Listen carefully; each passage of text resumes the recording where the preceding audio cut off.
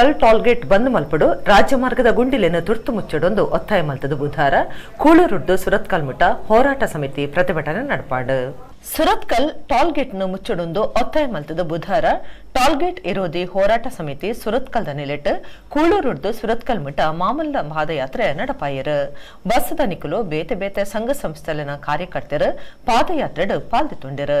ಈ ಪೊರ್ತುಡು ಹೋರಾಟ ಸಮಿತಿ ತಕ್ಕಲು ನಮ್ಮ ಕುಡ್ಲದೊಟ್ಟಿಗೆ ಪಾತಿರ್ದು ಸುರತ್ಕಲ್ ಟೋಲ್ಗೇಟ್ನ ಮುಚ್ಚಡು ರಾಜಮಾರ್ಗಡು ಅವಲವಲು ಗುಂಡಿ ಬುಡ್ದಿನೇನು ತುರ್ತು ರಿಪೇರಿ ಮಲ್ಪಡೊಂದು ಒತ್ತಾಯ ಮಲ್ತಿರು. ಕಿನ್ನಿಗೋಳಿ ಕುಡ್ಲ ಮಾರ್ಗಡೆ ಸಂಚಾರ ಮಲ್ಪನ ಬಸ್ಸುಲಿನ ಯಜಮಾನಿರ್ ಪಾತಿರ್ದು ಎಂಕ್ಲಿಗ್ ಮಾರ್ಗ ಸರಿಯಾದುಪ್ಪನವು ಅಗತ್ಯ ಅಂದು ಸಮಸ್ಯೆಲೇನು ದುಂಬುದಿಯರು.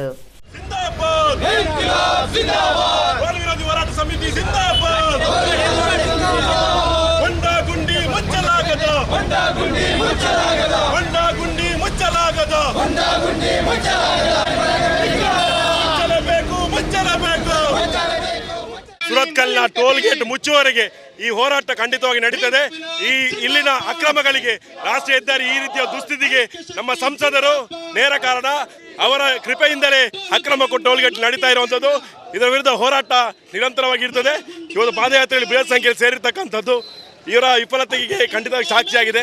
ಈ ಹೋರಾಟ ಖಂಡಿತವಾಗಿ ನಾವು ತೀವ್ರಗೊಳಿಸಿಕೊಂಡು ಹೋಗ್ತೇವೆ. ನೋಡಿ, ನಾವು ಕಿನ್ನಿಗೋಳಿ ಮಂಗಳೂರು ಬಸ್ ರೂಟು ಓನರ್ನವರು.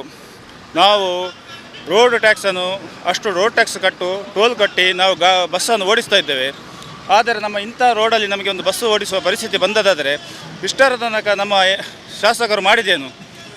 ನಮಗೆ ಈ ಬಸ್ಸು ಓಡಿಸುವ ಪರಿಸ್ಥಿತಿ ಇಲ್ಲ, ಕಾರಲ್ಲಿ ಹೋಗುವ ಪರಿಸ್ಥಿತಿ ಇಲ್ಲ. ಹಾಗಾದರೆ ಹಿಂದಿನ ಕಾಲದಲ್ಲಿ ಜನರು ಬದುಕಲಿಲ್ಲವೇ? ಆಗ ಇಷ್ಟು ರಸ್ತೆ ಸಮಸ್ಯೆಗಳೇ ಉಂಟಾಗ್ತಾ ಇರಲಿಲ್ಲ. ಈಗ ಇಷ್ಟು ರಸ್ತೆ ಸಮಸ್ಯೆಗಳು ಉಂಟಾಗಿದೆ. ಆದರೆ ಅದನ್ನು ಸರಿಯಾಗಿ ಹೋರಾಟ ಮಾಡಿ ಜನರು ಪಡ್ಕೊಳ್ಳುವ ಸ್ಥಿತಿ ಬಂದಿದೆ. ಇದು ಸರಿಯಲ್ಲ. ಹಾಗಾಗಿ ನಾವು ಜನಪ್ರತಿನಿಧಿಗಳನ್ನು ಗಮನಕ್ಕೋಸ್ಕರ ಹಾಗೂ ಕೇಂದ್ರ ಸರ್ಕಾರದ ಕಣ್ಣು ತೆರೆಸುವ ಸಲುವಾಗಿ ಹೀಗೆ ಹೋರಾಟ ಮಾಡ್ತಾ ಇದ್ದೇವೆ.